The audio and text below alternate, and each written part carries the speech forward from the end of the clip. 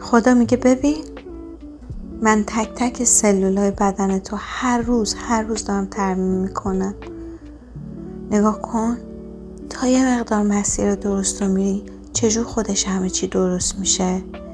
نگاه کن به این قضیه که وقتی تو شروع به سالم غذا خوردن میکنی سریع بدنت میره رو به سالم شدن، اما خیلی باید به خودت آسیب بزنی که بدنت بره رو به بدی.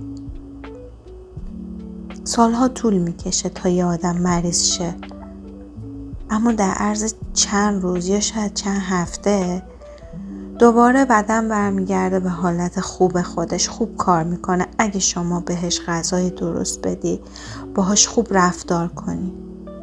این یعنی این که خداوند توی طبیعت ما قرار داده که همه چی رو به سمت خوبی بره، به سمت درست کردن و فیکس کردن خودش بره. خدا میگه لعنتی، من که دارم پای تو وامیستم، پس تو شروع کن ببین بقیه کارو من انجام میدم برات یا نه.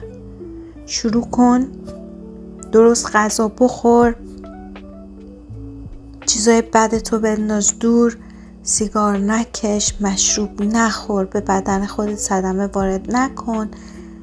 ببین آیا من تو رو تو اون مسیر رشد میدم، پیشرفتت میدم یا نه؟ من سالمترت میکنم یا نه؟ من عزیزت میکنم یا نه؟ من عزت بهت میدم یا نه؟ من ثروت بهت میدم یا نه؟